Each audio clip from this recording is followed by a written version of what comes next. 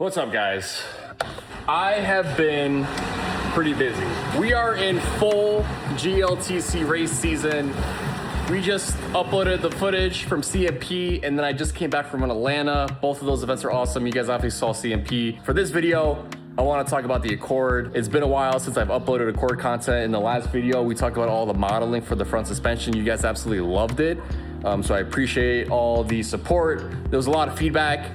Just keep in mind, this is all prototype stuff, right? None of this is final revision. We're really far away from final revision. In this video, I'm gonna actually address a lot of the concerns you guys had. We're gonna talk about the first mock-up prototype setup in this video, get into a little bit more details. Eventually, we'll get into some tub content. That should be the next video out. So hopefully you guys enjoy the content.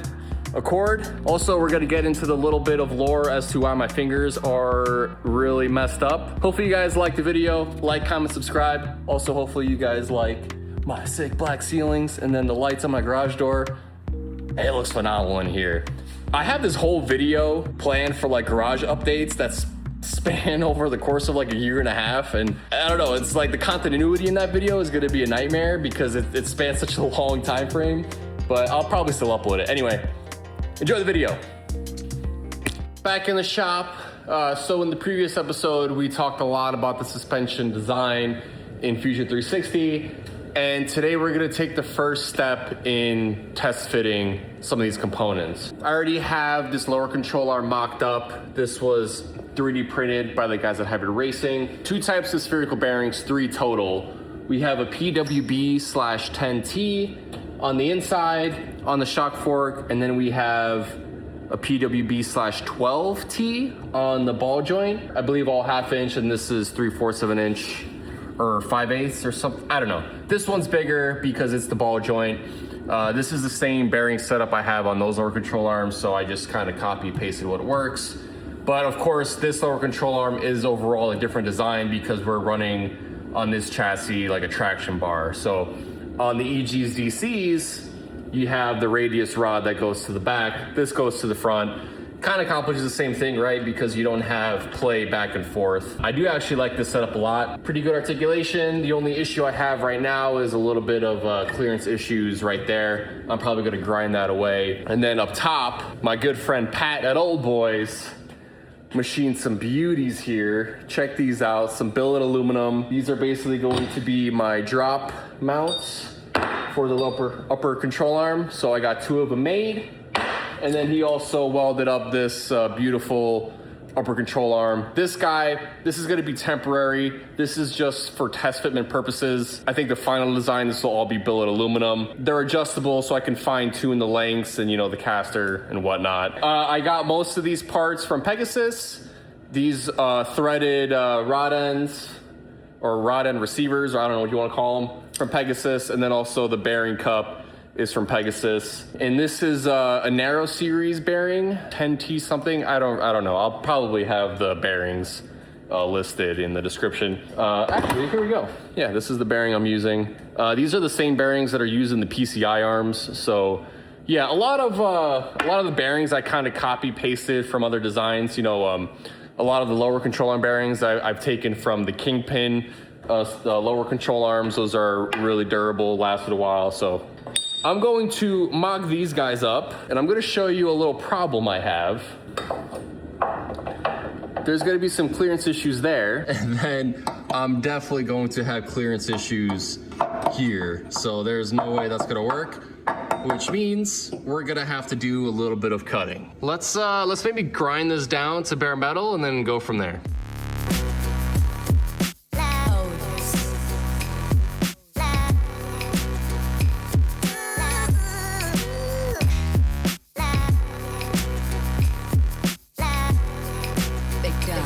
Yeah, this is absolutely the worst part about, chassis prep. It's just getting all this seam sealer off this car. And there is a lot of it. I mean, it is just caked on here. So my tool of choice are these crimped wire wheels, 4.5 inch, and I use them on my Milwaukee grinder. The thing that absolutely sucks about this is that these things will shoot at you and you will be completely, I mean, like, look right here. Here's a great example. You will be stabbed with these bristles all over your body. So they work really well, but yeah, just be careful because you are gonna have pieces of metal all over you. I don't know if there's any more. Oh yeah, there's one right there. I mean, the nice thing about getting rid of all the seam sealer is you can find out where all the edges of the OEM metal is. Of course, a lot of this I'm gonna cut out to make the tubs, but right now I'm curious to see what's going on here because I'm gonna have to either try to hammer this or maybe do like a cut and then try to clearance this out. This side, I have a little bit of interference issues right here. So that might just require a little bit of massaging. I'm gonna keep on grinding all this stuff away. I'm already covered in filth, so I might as well just keep going, get it all done while I'm dirty, because I'm definitely not gonna go clean up now and then get dirty again. So let's just get it all done now and then worry about the rest later.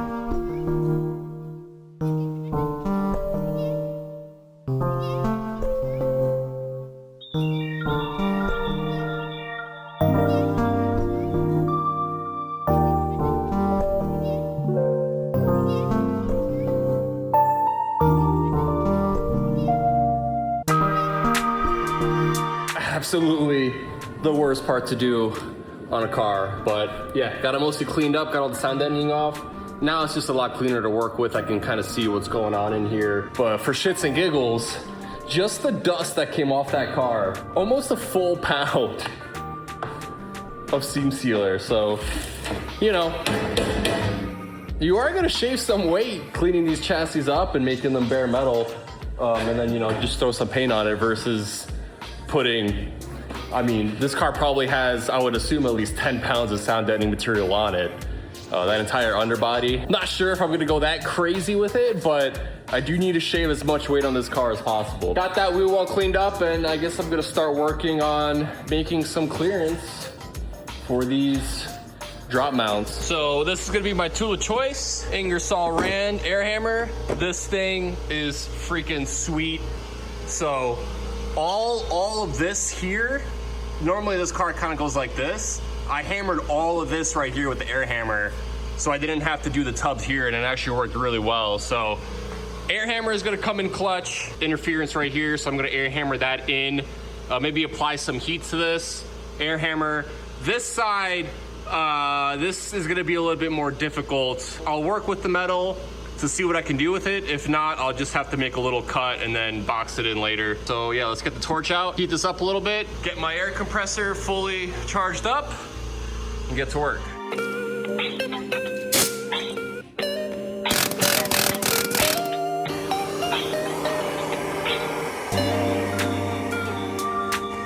Not a propane. Ooh.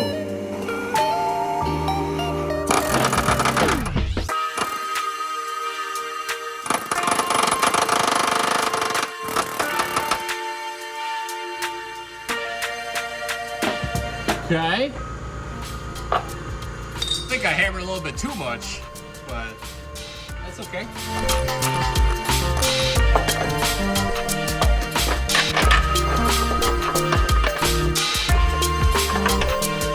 Okay.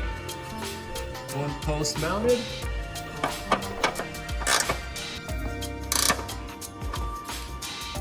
Good clearance. That's good.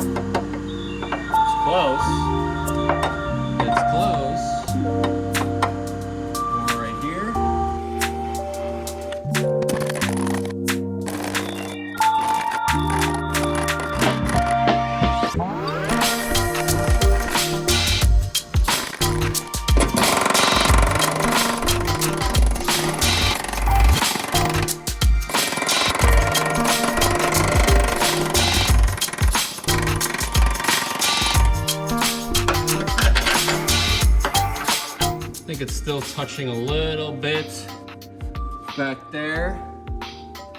I'm gonna mark it with the Sharpie. Right here.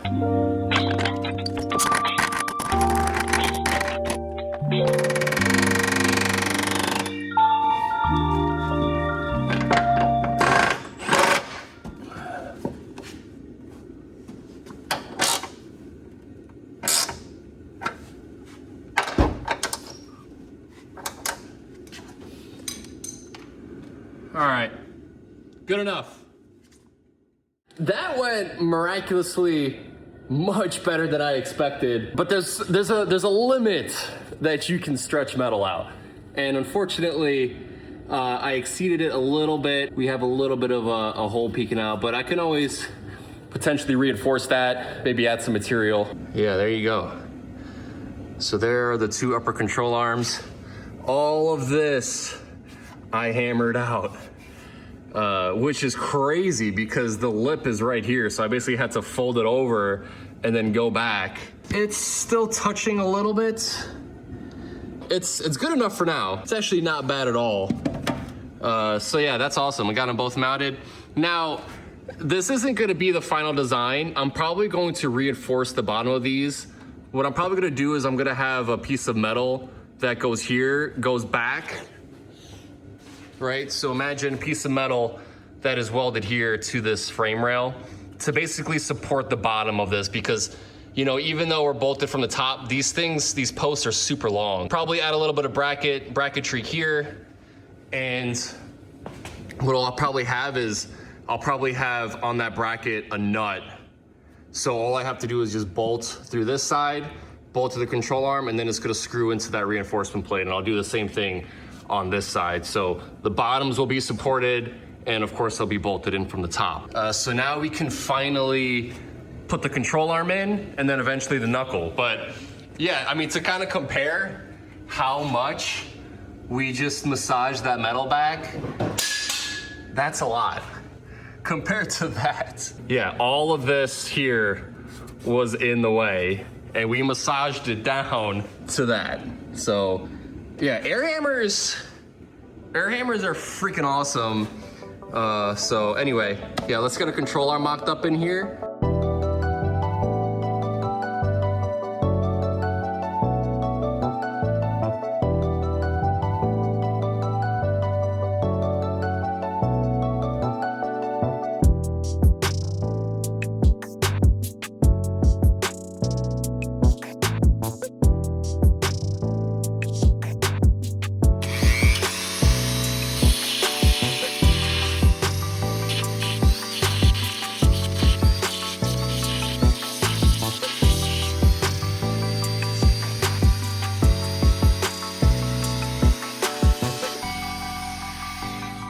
Back inside the office, bam. I have the upper control arm on the car and the lower control arm on the car, but I still cannot put the knuckle on yet because what I'm trying to do is use this bolt, and this is a prototype of the Civic arm. This bolt is gonna basically go through this spherical bearing like so, and that's gonna go through this knuckle. Now, the problem is, I can't fit this bolt into this knuckle just yet because it is tapered pretty aggressively from Honda, because a ball joint on the Odyssey kind of comes in from the bottom and then it's nutted on the top. Because I want to use as big of a bolt as I possibly can, I need to drill this out, but I'm not going to do this by myself. I'm actually going to bring this to Pat at Old Boys as well, just because I want to make sure when we drill this out, it is perfectly perpendicular to the surface. If I drill this and I fuck it up and, you know, we end up at an angle, that's gonna ruin this. However, what I did do, here is the bearing. This bearing basically goes into here. I did buy spacers to adapt this from a 3/4 inch bolt to a 1/2 inch bolt. And a 1/2 inch bolt, kind of like so, should fit through this. So for now, just for temporary kind of mock-up purposes, I'll use a 1/2 inch bolt, spacer adapters, and then I'll be able to mock this all up.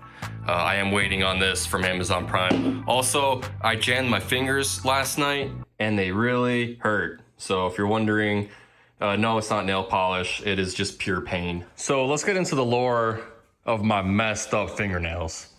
When I got this weld gas cylinder, I had to put it in this cart, and I had the cylinder kind of resting on my knee like this. And I went to grab the cart to pull the cart closer to me so I could slide the gas in. And what do you know? The bottle slipped off my knee and it landed right on my 2 fingers, which were like this. Imagine like 60 pounds landing directly on my 2 fingers on a small edge like that. Yeah, you're gonna mess up your fingers. Crazy part is that happened months ago. I'll put the date when my fingernails got hit, and then today's date is May 18th, and they're still trashed. Hopefully a few more weeks, my nails will grow and then they'll look normal. But yeah, a lot of you guys have been curious as to why my nails look so disgusting. That's why. Don't recommend it. Oh my gosh. And speaking of, we got Amazon Prime in the house. Let's go, Senna. They're here. I literally just finished recording that one bit and now Amazon Prime is here, so dope. That was the craziest thing ever. Amazon Prime just showed up with the bearing space. I was literally just talking about it, and then I walk into my living room and then there's the Amazon Prime card. That was not a YouTube edit, that was legit. So let me show you guys what I'm talking about. This bearing would basically be in there, and then these spacers, they just pop in like so, and then now I can use a smaller bolt. These aren't perfect. I would not recommend this because it's got a lip, and if this would overextend, you're gonna tear out your liner. But for now, for mock-up purposes, this is gonna be perfect because now I can use a regular bolt like so. Actually, I guess a little bit smaller. There we go. That's a better example of what I'm talking about. So for prototype, we're just gonna do this. For the final revision, we're gonna do this much bigger bolt. Back to the garage.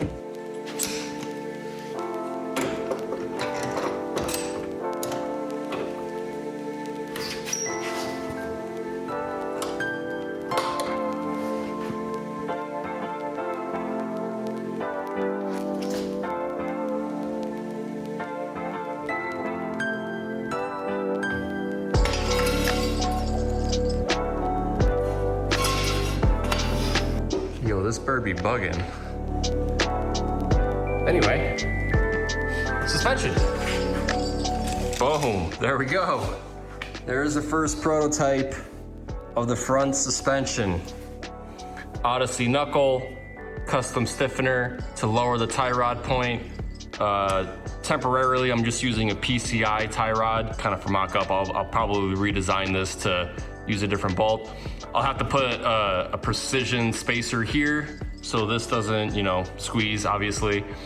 Custom lower control arm with the spherical in the lower control arm. So our pivot point is here, our upper pivot point is there. All of this is going to fit within an 18-inch wheel. It's pretty badass, honestly. I'm super hyped right now. The only issue I currently have is I don't have enough bump travel because this arm does hit this bracket. So what I'm probably gonna do is I'm probably gonna shave this plastic bracket down a little bit, as you can see. But for now, this works. I'll shave it a little bit, and then the final design will probably have an arm that kind of goes like this or something, so we can clear this without any issue. But yeah, I'm pretty pumped with how this turned out. This is pretty sweet. Let's get a brake rotor on here and then test fit a wheel and see what we're working with.